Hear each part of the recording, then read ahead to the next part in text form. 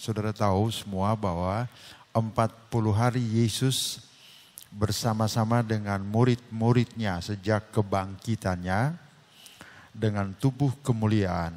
Dia hadir di berbagai kesempatan dengan murid-murid masih dalam rangka pelayanan.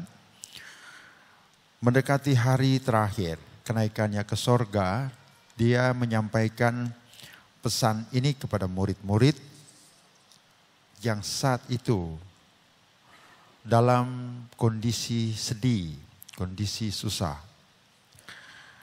Hal yang disampaikan Yesus adalah kepergiannya ke sorga.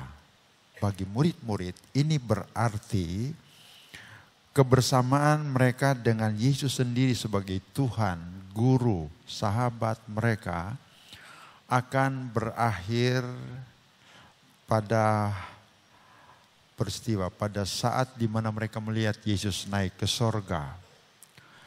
Jauh sebelum ada tanda-tanda menunjukkan bahwa murid-murid merasa kehilangan atas kepergian Yesus ke sorga, Alkitab mengatakan Yesus menyampaikan, Yesus mengemukakan bahwa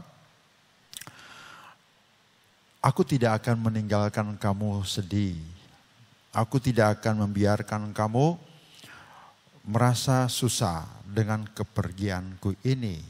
Oleh karena itu, aku akan mengirimkan kuasa Roh Kudus, aku akan mengirimkan penolong. Sebuah istilah yang dipakai untuk Roh Kudus. Aku akan mengirimkan penghibur, menggantikan kehadiranku di dekat kamu, kata Yesus. Dan dia, roh ini, akan menyertai kamu sampai kesudahan alam. Pada hari ke-40 Yesus naik ke sorga dan Yesus berkata, tunggulah kamu di Yerusalem sampai janji itu kamu alami sendiri.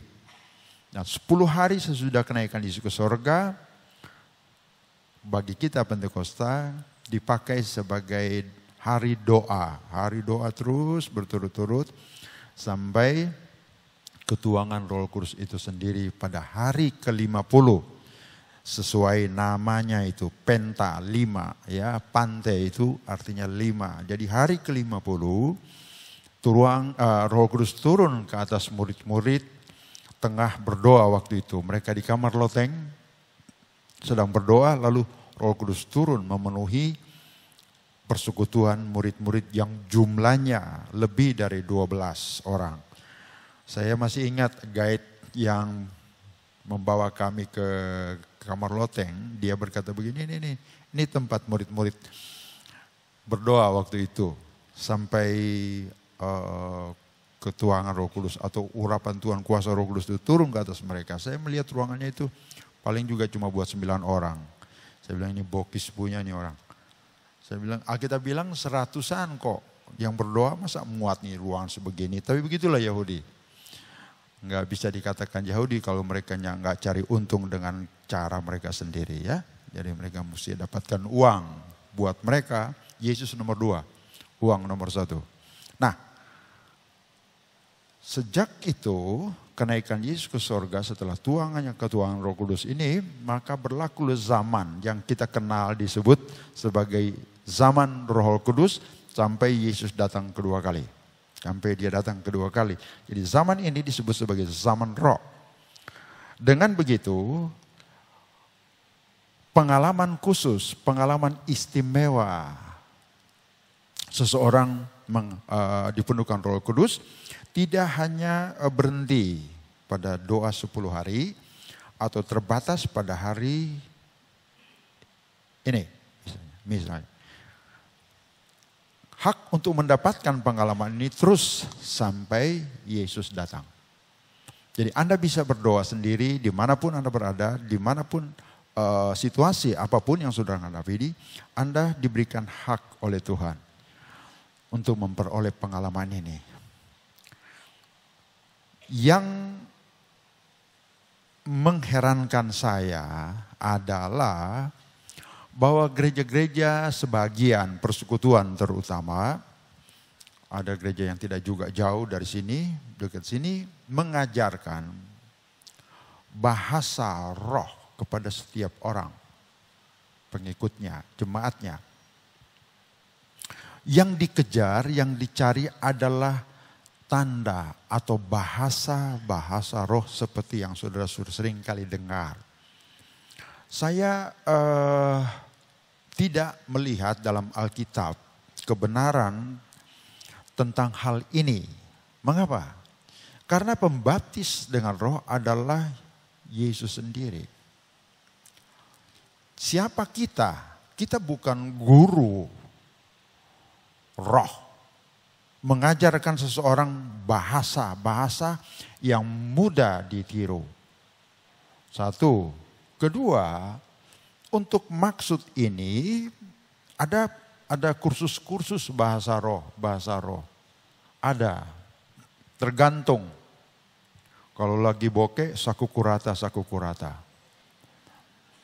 Ya, pokoknya begitu-gitu deh. Diajar 50.000 setiap jam. Nah, saudara nggak perlu tunggu sampai 1 jam. 15 menit aja sudah bisa kok. Sandal lama, saku kurata, sambung aja. Ya misalnya begitu. Jadi bukan bahasa. Sebetulnya bukan bahasa, melainkan kuasa itu sendiri. Alkitab berkata, Roh Kudus turun ke atas murid-murid di kamar Lot yang waktu itu, maka mulailah mereka berbahasa roh. Mulailah mereka berkata-kata. Jadi Roh Kudus yang memberikan bahasa itu kepada setiap orang yang sedang berdoa. Bukan guru, pendeta, rasul, siapapun dia mengajarkan. Tidak ada Alkitab menjelaskan hal tersebut. Tidak ada. Tapi ya begitulah sekarang orang rame-rame sampai ribut itu kebaktian. Saya kemudian mendapatkan informasi bahwa alasannya mereka begini. Kalau semua orang ribut dengan bahasa, yaitu tadi kasukurata dan segala. Itu mengesankan Tuhan hadir di ibadah tersebut. Orang baru yang datang berpikir bahwa di sini Tuhan ada. Ditipu oleh bahasa-bahasa tadi. Saya tadi pagi katakan begini kepada jemaat. Bahwa Tuhan tidak pernah merubah caranya dia. Apakah orang tertarik atau tidak tertarik. Tuhan tetap Tuhan. Jadi dia tidak mengubah kebenaran dengan harapan. Agar dia menjadi populer. Satu. Kedua, orang-orang berdatangan cari Tuhan. Hanya dengan bahasa yang dimanipulasi. Hanya dengan sebuah hal yang disiasati. Tidak. Sama sekali tidak. Saya mau tanya, kalau itu yang dipakai, bagaimana dengan gereja Katolik? Apakah Tuhan tidak ada di sana? GPIB, Protestan, Advent, apakah Tuhan tidak ada di situ? Kehadiran Tuhan bukan dipengaruhi oleh bahasa-bahasa apalagi yang diajar. Tidak bisa. Kita akhirnya menempatkan posisi kita sebagai orang yang kehilangan simpati dari yang lain. Tidak disukai. Jadi seakan-akan gereja yang gak bahasa roh itu gak ada Tuhan di situ. Waduh, saudara-saudara. Jadi sombong amat kita. Kita kok jadi lebay di sini ya. Bahasa roh adalah bukti kepenuhan Roh Kudus. Bukti. Jadi Roh Kudus dipenuhkan dulu, baru kemudian bahasa itu. Oleh karena itu dalam 10 hari, saya tidak datangin kepada saudara-saudara. Begitu. Enggak, saudara sendiri alami. Bagaimana Roh Kudus turun menguasai setiap orang. Tidak diajar. Nah itulah yang dikatakan Alkitab. Inilah yang dimaksud oleh Alkitab sebagai pengalaman Roh Kudus membaptis seseorang. Ya. Jadi kita harus sedikit pinter di sini melihat perkembangan pelayanan di sana sini. Saudara jangan terbawa, jangan, ya saya tidak tahu ya, kalau saudara mau ya silakan. Tetapi saya mau sampaikan hal ini supaya saudara ada pilihan. Bahwa ada yang betul, ada yang tidak betul. Nah saya katakan bahwa yang betul bukan kita GBD Bethlehem, tapi firman Allah yang betul. Tidak setuju katakan amin. Tidak setuju. Gimana? Saya salah tadi ya? Saya salah. Mohon maaf. Nah begitulah. Bukan kita Bethlehem yang salah. Bukan. Melainkan, salah lagi. Yang benar gitu loh. Tapi firman yang betul. Amin. Firman. Kita harus, ya jangan kita dibohongi saudara-saudara. Kita udah keluarin duit. Ujung-ujungnya juga begitu. Cien. Mau apa lagi kalau bukan itu? Jadi saudara tahu itu, ya perlu. Nah saya akan jelaskan di sini. Jadi itulah sekarang ini yang sekarang berkembang, ya, yang sebenarnya berkembang. Mari kita berdiri bersama-sama. Kita nyanyikan lagu ini appetizer, ya. Kalau saudara makan kan ada appetizer, pembuka, ya, baru kemudian tadi saya sampaikan itu appetizer. Nanti dessertnya sebentar. Ya, ini menu utama.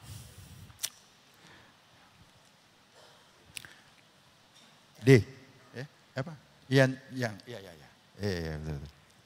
Saudara senang ikut Tuhan?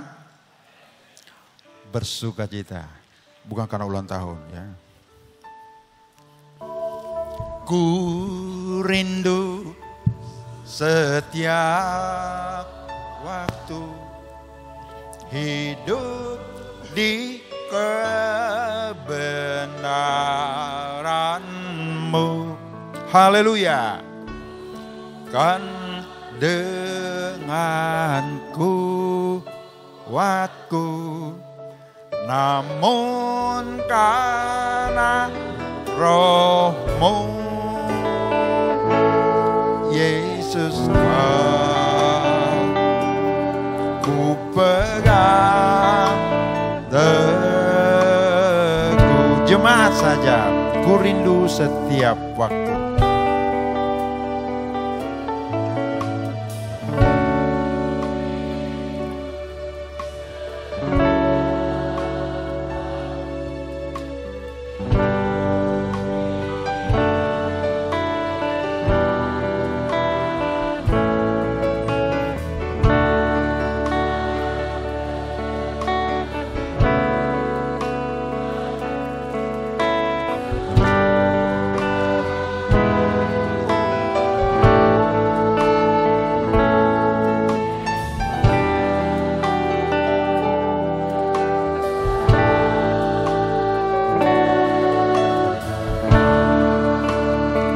Semua Engkau-lah Tuhan.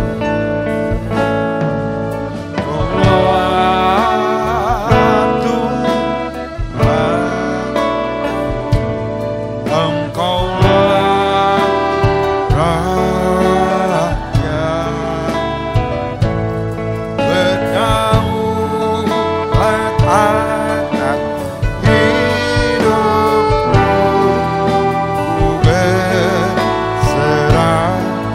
Penuh. Kita angkat tangan tinggi-tinggi.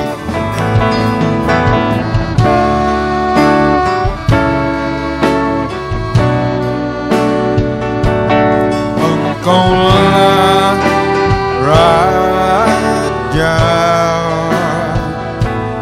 berdaulat atas hidupku, ku berserah. Engkau-lah Tuhan. Oh, haleluya. Terima kasih.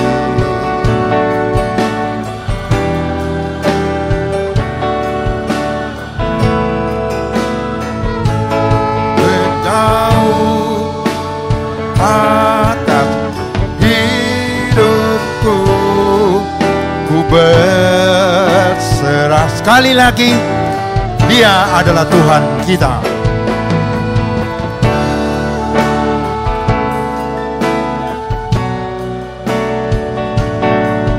Engkau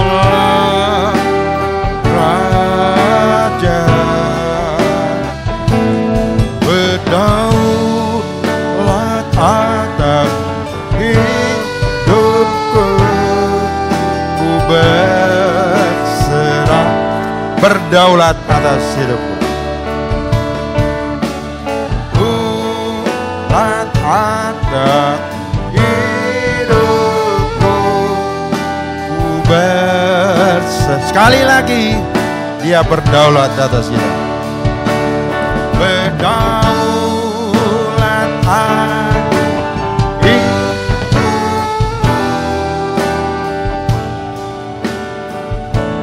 Serah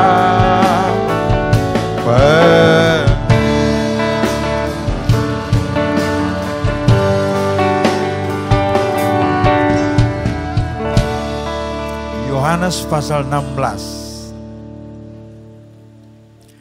Yohanes pasal 16.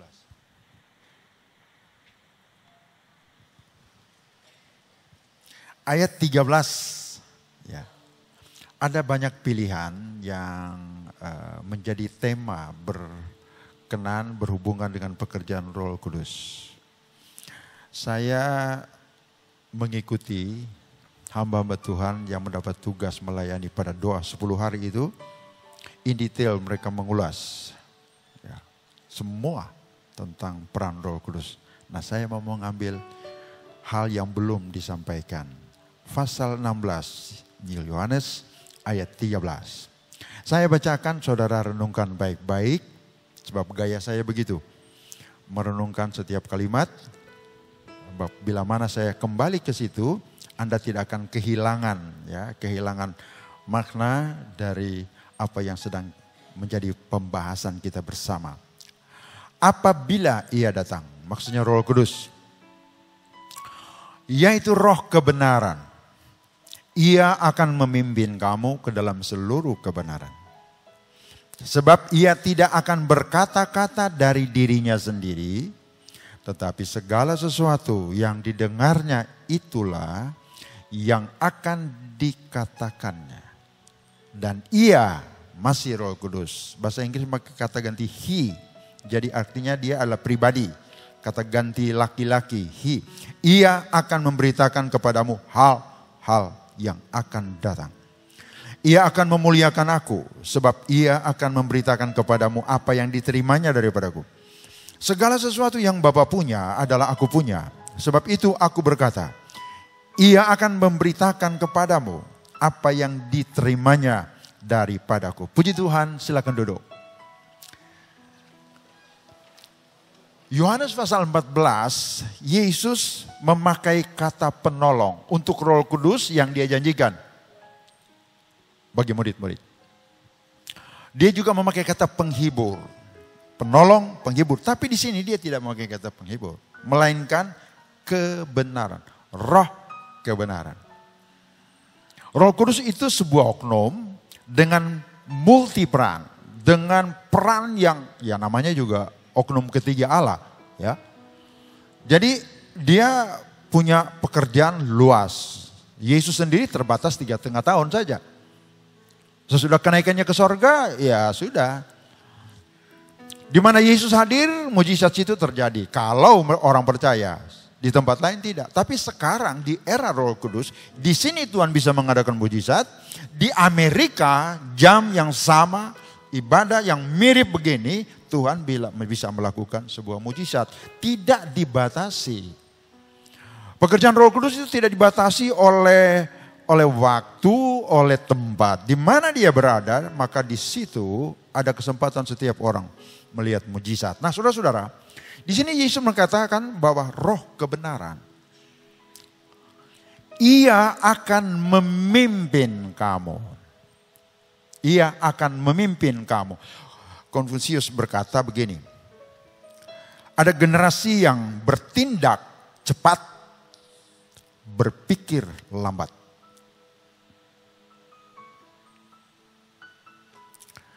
Ada pemimpin yang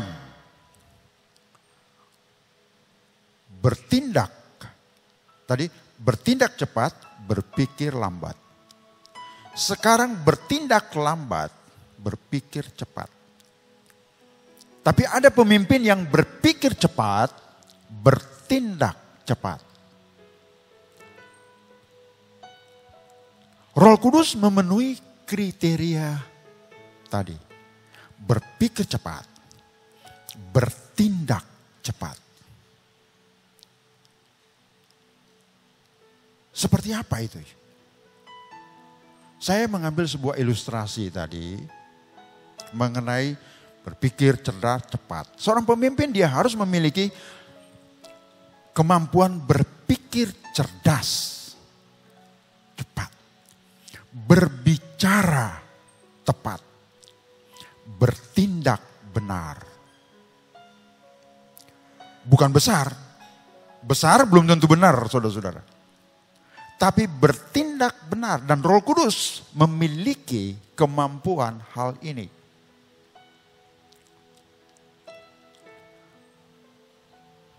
Berpikir cepat, berpikir cerdas. Apa yang harus dipikirkan? Coba saudara baca kalimat terakhir, itu yang saya kemukakan tadi.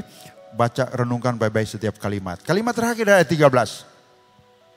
Ia akan, Roh Kudus itu, memberitakan kepadamu hal-hal yang akan datang. Apa yang masih tertutup, sulit dijangkau dengan pikiran kita, dilihat dengan mata kita, didengar dengan telinga kita, maka Roh Kudus sudah lebih dulu mengetahui hal-hal tersebut. Kita seringkali hanya melihat apa yang ada di sekitar kita, berpikir apa yang ada di depan kita. Lalu kita bertindak berdasarkan semua hal. Tapi Roh Kudus tidak seperti itu. Saya berikan sebuah contoh. Ya, waktu Tampomas dulu kebakar itu kan. Berita tentang kebakaran di Palka itu yang terisi mobil-mobil. Oh, ada kebakaran. Nah, petugas bertindak. Dengan alat pemadam kebakaran. Dengan alat pemadam kebakaran petugas datang untuk mematikan api yang membakar. Belum besar, kecil. Sehingga alat yang dia pakai itu diperhitungkan, diperkirakan itu cukup untuk mematikan api. Dia lupa bahwa ada materi-materi, ada bahan-bahan yang mudah terbakar dan cepat terbakar. Baju, sepatu, karpet, apalagi. Ini semua mudah terbakar. Tapi belum masuk kategori cepat terbakar. Belum. Masih jeda cukup. Kayu misalnya. Tapi kalau bensin atau bahan-bahan gas, Anda bisa kalah cepat dengan api yang membakar gas. Oleh karena itu orang ini setelah dia lihat alat yang dia pakai untuk mematikan api itu sudah mengecil, tetapi karena belum mati dia pergi ambil. Dan itu tadi, api ini lebih cepat dari tindakannya. Jalan set ke mobil yang lain. Dia bawa alat yang lebih besar dari tadi. Dia basmi, tidak juga mati. Ambillah alat yang lebih besar karena sudah mulai meluas. Sudah mulai meluas. Setelah api tidak bisa dimatikan karena pertimbangan tadi. Berpikir bahwa oh ini cukup, ini cukup. Saya telah katakan tadi bahwa ada hal-hal yang memang bisa saja kita atasi tanpa menunggu waktu yang cukup. Atau menunggu waktu yang cukup, bisa. Tapi ada hal-hal yang krusial sekali. Ada hal-hal yang begitu berbahaya sehingga diperlukan berpikir cepat dan bertindak cepat. Untuk gas, untuk bensin, Anda tidak perlu tunggu lama. Dia akan cepat sekali, lebih cepat dari hitungan Anda terbakar. Nah, Roh Kudus melihat sebuah bahaya, risiko tentang keselamatan kita, kesehatan kita. Sehingga apa yang dia tahu akan mengancam kehidupan kita, kesehatan kita, keluarga kita, keuangan kita, dan lain-lain, dan lain-lain. Maka dia ingatkan, dia sampaikan. Kita Indonesia selalu, oh masih belum apa-apa. Oke, masih gampang, dolar baru 18.000, masih ya dalam batas-batas. Bahwa kalau nanti dia jadi 15.000 kayak 98, baru kita action. Itu sudah telat. Orang luar seringkali berkata begini, prevention better than cure. Mencegah lebih baik daripada menembung hati. Nah, mencegah ini jangan spekulasi. Kita sudah harus action begitu cepat. Berpikir cepat. Mengapa berpikir cepat? Sebab efek atau dampak lingkungan akibat dari sebuah persoalan itu besar sekali dan Anda belum tentu siap menghadapi hal tersebut. Roh Kudus memiliki kemampuan untuk itu.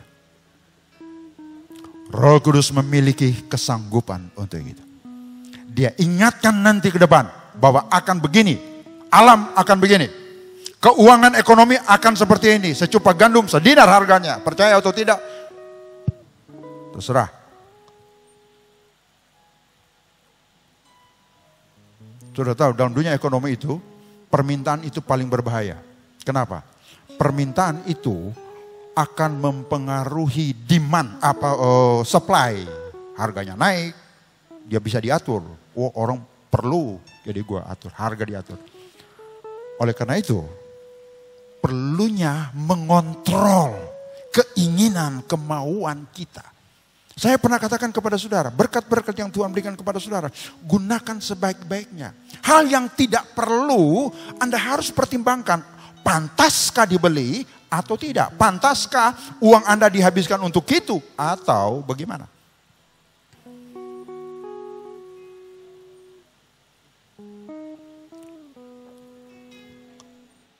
Kesulitan yang akan timbul nanti bukan hanya orang di sekitar kita, istri, suami, dan anak-anak kita. Tetapi kita sendiri.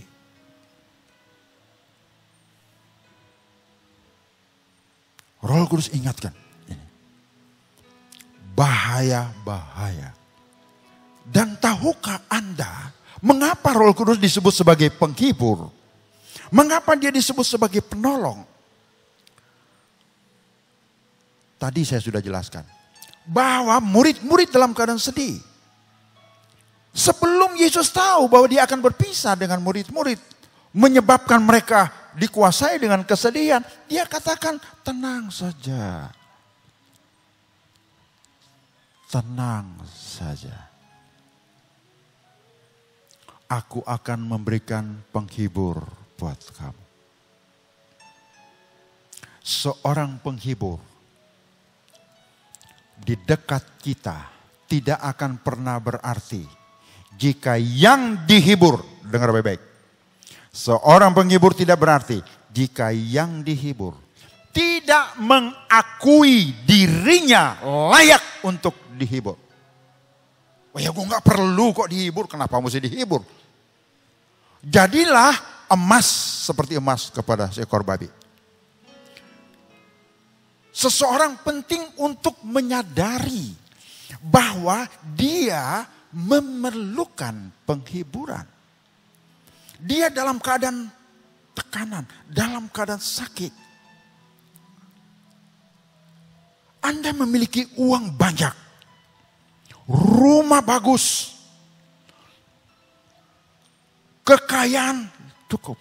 Tapi Anda sendiri tahu bahwa semua yang Anda punya tidak bisa menjamin Anda menang atas kekecewaan. Anda menang atas keluhan.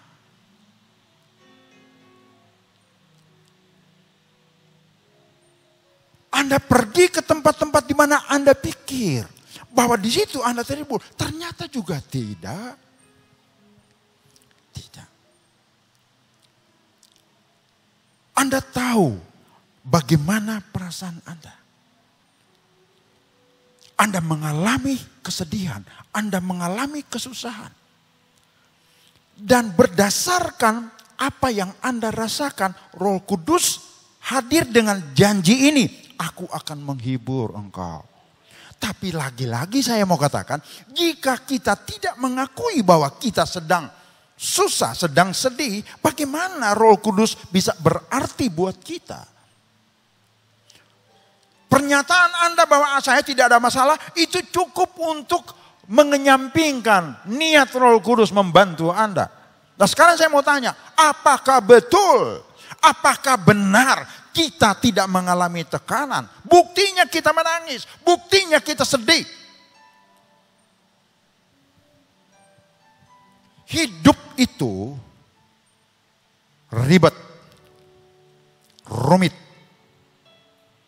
Tapi bagaimana Anda membuat hal yang rumit menjadi tidak rumit? Bagaimana hidup yang ribet Anda robah menjadi tidak ribet? Menjadi menyenangkan buat kita.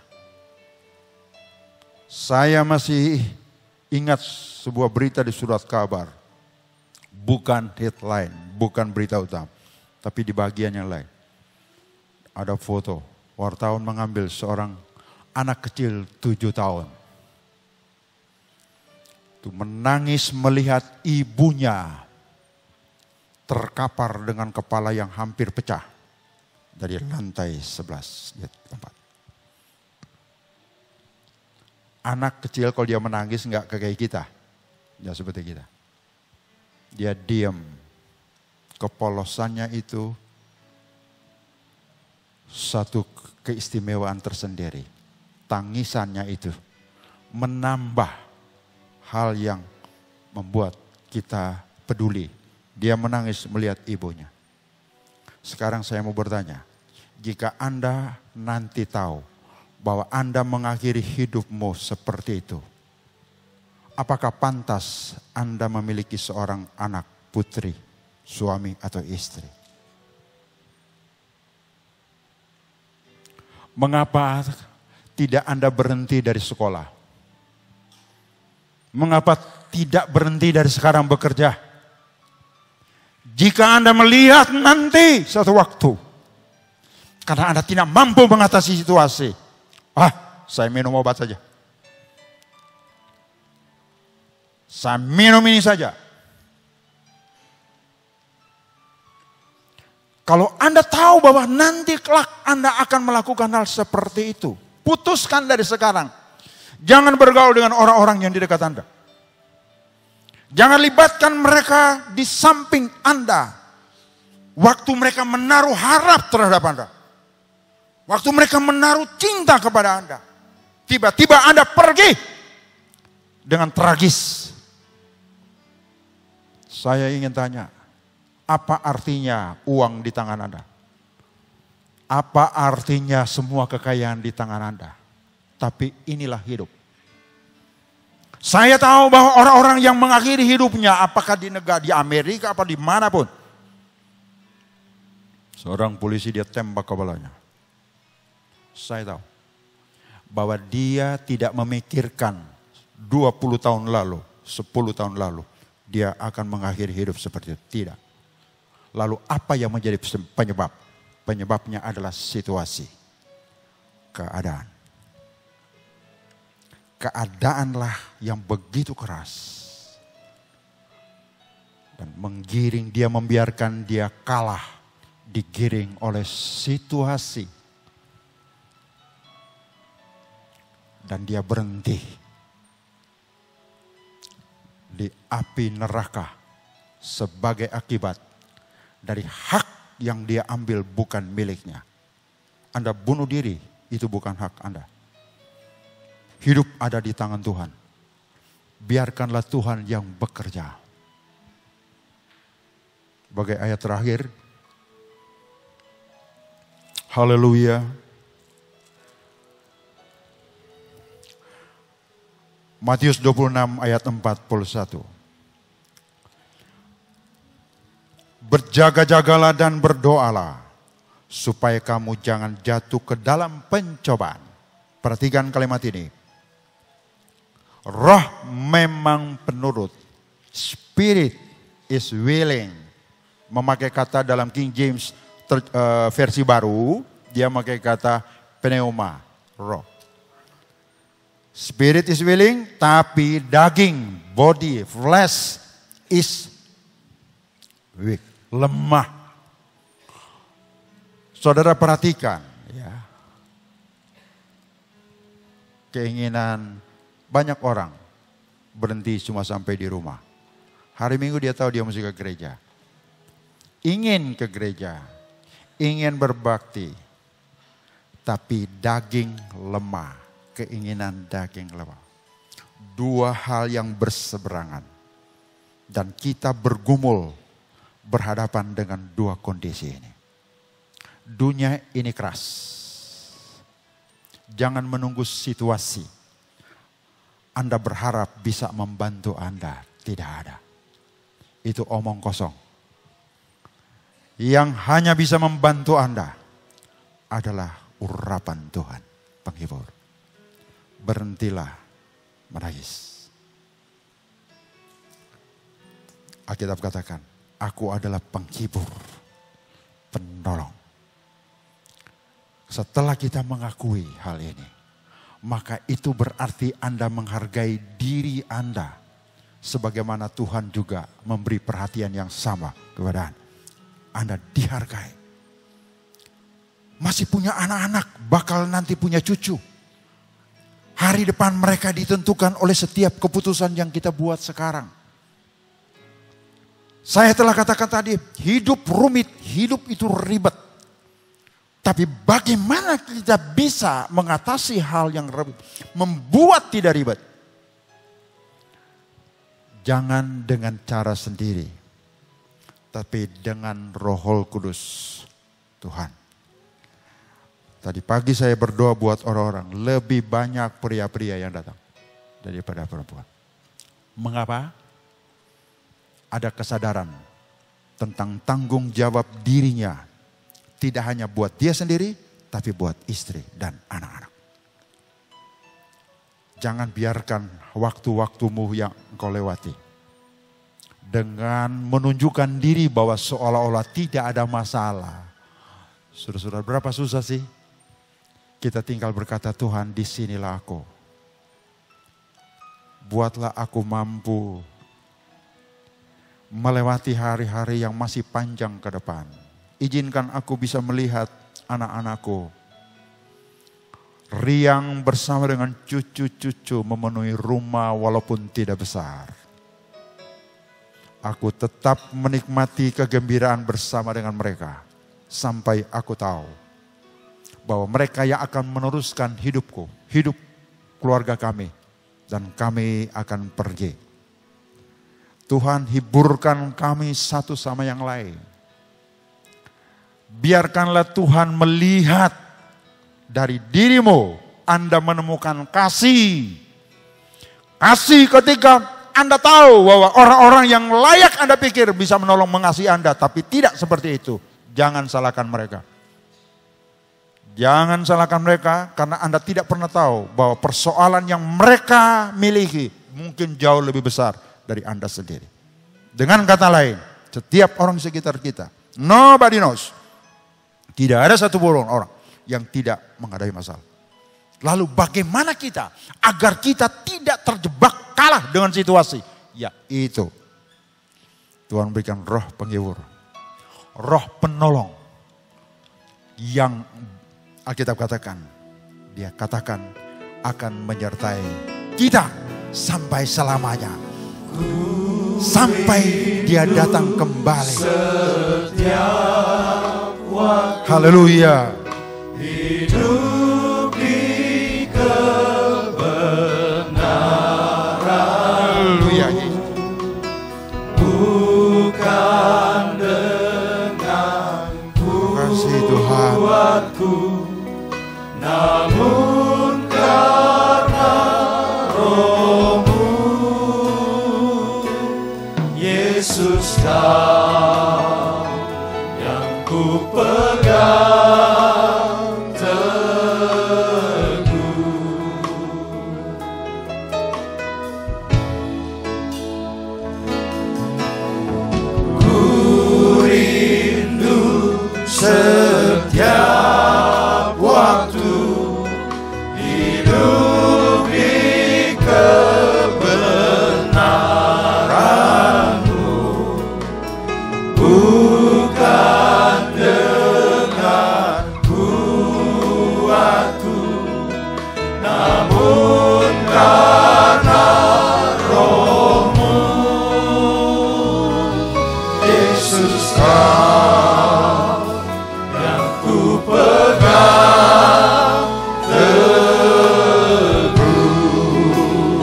Engkaulah Tuhan. Engkaulah Tuhan, Engkaulah Raja, berdaulat atas hidupku, ku berserah penuh.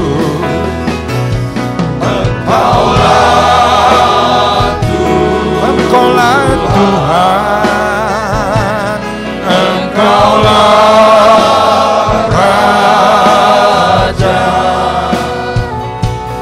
berdaulat atas hidupku, ku berserah penuh. minggu lalu saya saksikan satu peristiwa ini. Saya tipe hamba Tuhan yang tidak mau lari dari persoalan. Saya salah satu, bukan saya sendiri saja. Masih ada orang-orang seperti saya prinsip hidup. Saya tidak mau lari dari masalah. Saya katakan kepada teman-teman, kamu adalah gembala. Kamu menghindar dari persoalan jemaat. Pergi kemana-kemana. Kamu berpikir bahwa situasi akan menyelesaikan semua persoalan. Tidak. Jadi lebih baik kamu hadapi. Saya mendapat telepon dari seorang anak Tuhan. Dan saya juga sedang berdoa. Berapa malam ini saya tidak bisa tidur. Saya berdoa untuk satu jemaat yang saya cintai.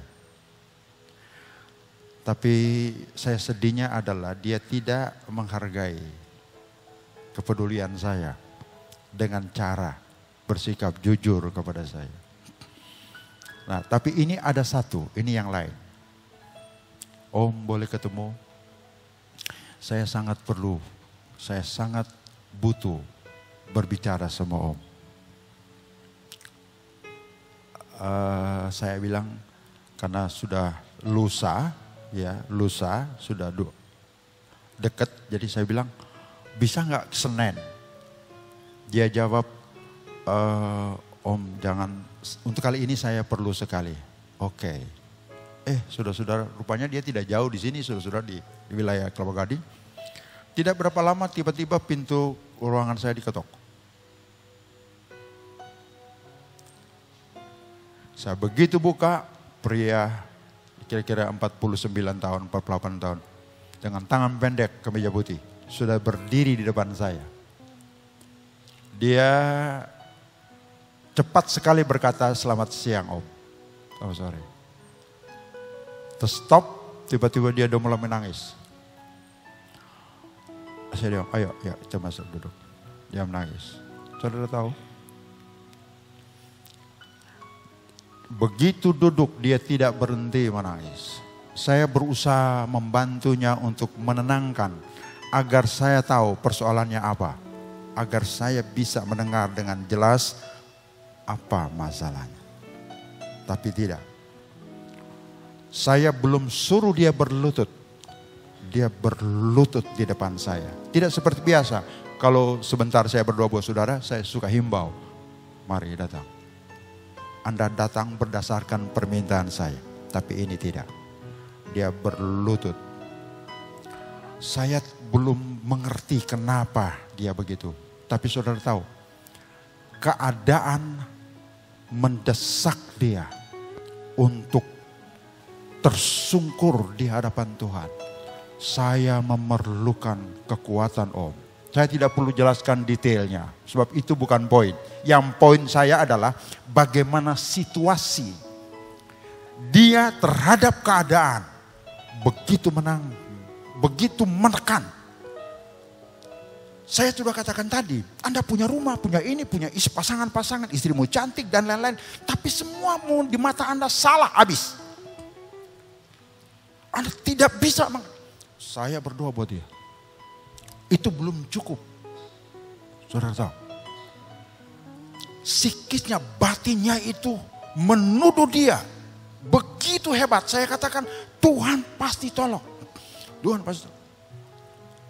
Ada sejam saya hanya untuk meyakinkan dia karena dia sudah putus asa. Berat sekali. Nah, orang seperti itu saya bukan tipe spekulasi. Kalau saya katakan kayak orang bilang, ya masa bodoh itu urusan dia. Saya bukan tipe begitu. Sebab kalau dia bunuh diri nanti, saya ada andil besar di sini. Jadi saya tidak mau. Saya harus yakinkan dia. Saya tidak tahu siang ini, apakah Anda seperti orang yang saya maksudkan? Saya tahu itu bukan Anda, tetapi apakah pengalaman Anda seperti itu? Jawaban itu ada pada Anda sendiri, bukan pada saya. Saya akan membantu Anda dengan hamba-hamba Tuhan yang memberi perhatian kepada Anda untuk berdoa. Tetapi keputusan Anda untuk menang atas setiap pergumulan, semua all up to you. Depend on you, not me. Tuhan adalah penghibur. Tapi kalau Anda tidak merasa perlu untuk dihibur, walaupun Anda tahu bahwa ada masalah, walaupun Anda tahu Anda sedang mengalami masalah, tapi pengakuan dari Anda sendiri, Tuhan, saya perlu. Haleluya Yesus. Saya sangat membutuhkan. Tidak ada yang bisa menolong aku. Tidak ada yang bisa membantu aku. Kuasa-Mu Tuhan yang Engkau janjikan bersama dengan gereja-Mu. Kiranya aku adalah satu di antara mereka. Ambil bagian untuk merasakan hal tersebut. Air mataku berganti sukacita. Aku berdiri gagah melihat hari-hari depan. Berdiri kuat menghadapi hari-hari yang penuh tantangan. Dunia ini keras, saudara-saudara. Jangan salah. Dunia ini keras. Kenapa saya katakan keras? Anda akui sendiri. Keluhan Anda itu adalah bukti bahwa dunia di sekitar Anda itu keras. Dan Anda tidak mampu untuk menghadapi ini semua. Mari kita berdiri bersama-sama.